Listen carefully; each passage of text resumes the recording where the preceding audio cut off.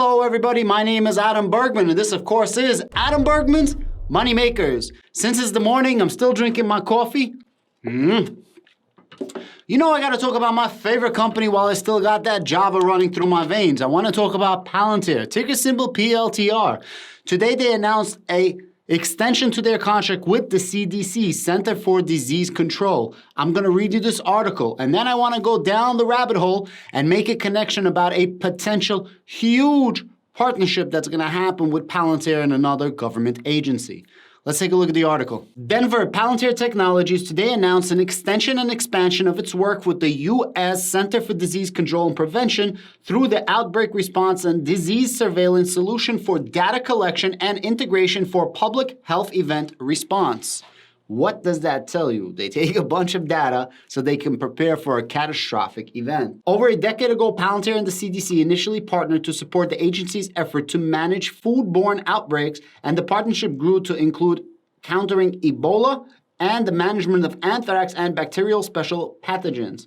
PALANTIR's work with the Decipher program utilizes the PALANTIR Foundry platform to support the time-sensitive data integration, implementation, management, and analysis that widespread events require. If there's ever an event and there's an outbreak, there's gonna be tons of data points, and you don't need raw data, you need processed data.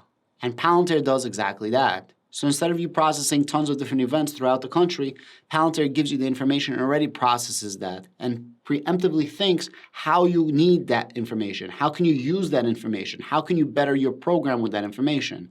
And now we're talking about saving lives, potentially thousands, tens of thousands, hundreds of thousands of lives. And they're entrusting PALANTIR's Foundry system to do this.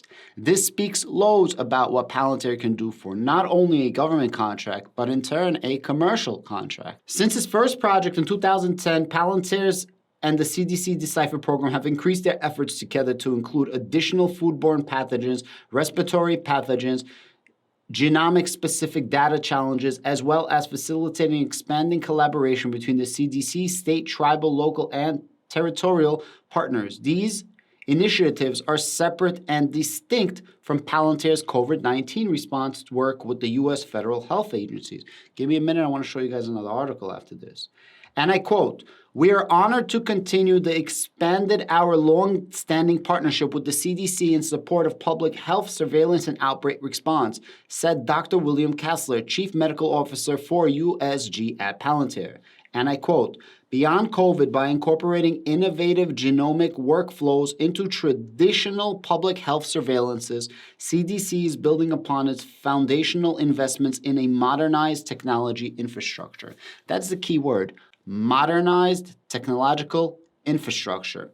That speaks volumes about what PALANTIR is doing. It's modernizing their system. Again, it's not about the data. It's about processing raw data into usable, preemptively thought out information that allows you to do your job that much faster. And hopefully by doing it that much faster, you're able to save a bunch of lives. Leveraging PALANTIR's Foundry platform, including reusable data frameworks and workflows, Decipher has enabled work groups across CDC to rapidly integrate data, carry out analysis, and configure operational workflows for public health needs.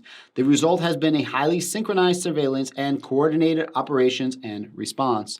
Guys, so I don't know how much the contract is going to be yet. It's not out yet. I will report when I do hear the amount of the contract. However, I want to go down the rabbit hole a little bit and give you guys some correlation between this contract and another possible nearly $300 million contract that's up for grabs. This is the NHS, which is essentially the CDC version of the United Kingdom's. NHS England planning to develop a £240 million featured data platform. That's nearly $300 million. The notice states that the data platforms will be an essential enabler to transformationalize improvements across the NHS and will be an ecosystem of technologies and services.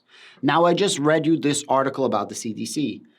Remember how I said the key word is transformational technology management or something like that? Well, listen to what they say. Essential enabler to transformational improvements, ecosystems of technologies and services. Tell me if that does not sound very similar to what I just read you with the CDC. Guys, I would be shocked if Palantir does not get this contract. Why? Palantir has already worked with the NHS of England. That's right. I'm going to read you that in a moment, but let's keep reading. The new data platform will be built around 5 major use cases, each wide-ranging in scope. Let's see if Palantir can check all these boxes. Population health and person insight, check. Care coordination with a focus on ICS, check. Elective recovery, check. Vaccine and immunization, check. 5, supply chain. Check. Many checks. The reason I'm saying check is because they have been doing it over the last 2 years or so in England, in the UK, and in America, helping with the COVID relief, helping with distribution of PPP. Now, you guys might be skeptical, or you guys might be aggravated with the way it was done, or you might say that it wasn't done well. However, what I want to say is, imagine if Palantir was not involved. Imagine what a nightmare we would have. All in all, mobilizing last minute with this crazy pandemic, Palantir helped save thousands and thousands, countless. Palantir saved countless of lives with their technology. I'm not saying Palantir did it. I'm saying in coordination with these other organizations. There is a suggestion that the procurement will consist of 2 lots. One to be for the platform itself with the capacity for ICS integration and the relevant consultation and communication support, and the other for privacy-enhancing technology. Again, Palantir. The market notice also says that the other procurements that are relevant to the project could be made by other organizations. NHS England says it intends to hold a supplier briefing session in relation to the project on April 13th and estimates that the publication of contracts notice will be on June 6th. So on June 6th, in about 2 months from now, we will know if we land in nearly a $300 million contract. Digital Health News understands that the frontrunner for the FDP is widely assumed to be the existing data platform provider, Palantir. Very interesting. Let me read that again. Digital Health News understands that the frontrunner for the FDP is widely assumed to be the existing data platform provider, Palantir, which has been working extremely closely with the NHS England on provisions of national NHS data platform throughout the pandemic as part of a contract thought to be worth £23 million. Guys, this is what happens with Palantir. The average contract for Palantir is $6.5 million. Not a lot of people could set that up. In the beginning, a couple of years ago, it was very hard for Palantir to set people up. It took months. But now Palantir can do it literally in days. But the amount of staff that Palantir needs to set you up in days does not increase. So usually they'll say, okay, if we have 5 staff, we could set you up in 2 months. However, if we have 20 staff, we could set you up in 2 days. It don't work like that with Palantir. They're just becoming sickly, precisely, wickedly more efficient because Palantir uses Palantir in order to make them less inefficient, which then in turn makes them super more efficient. Guys, Palantir is probably going to get this contract. I don't want to get too overly excited, but between the CDC and the NHS, you could see what happens. Palantir closes these little contracts, see, 23 million, but now that 23 million becomes 240 million. In conversion to US, 30 million and 300 million. They massively grow their contracts. That's why we didn't really grow our commercial contracts. However, we netted 141%, which means that our contracts brought us in, their existing contracts, an extra 41%. So we didn't have to sign up anybody else, and we still got an extra 41% from government contracts. So that's how Palantir grows. Besides for getting new clients, which they are, they're working on it, they grow by increasing the existing contracts that they have. What does that tell you? Palantir is the shit. And once you use Palantir, you don't want to leave Palantir. You don't want to fire Palantir because it's just that difficult to find anybody else to do what Palantir does. Why? Nobody does what Palantir does. Why would you want to hire a company that does technology that Palantir did 10 years ago? It don't make sense. The only reason why you wouldn't use Palantir is if you don't have the money for Palantir, you don't understand what Palantir does, or you don't need an entire Palantir system, you don't need such a robust system, and you need more of an acute type of system, which is fine. But those are the only 3 reasons I can possibly find for you not to be using Palantir. So when it comes to national security, national health, you're going to be using Palantir. Why? Your coffers are full. You have no budget. You have tons of money, and you need to spend that tons of money. For example, after the COVID relief, there's a lot of money that was dumped into these city agencies, these government agencies, I'm sorry. What do you think happens if they don't spend the money?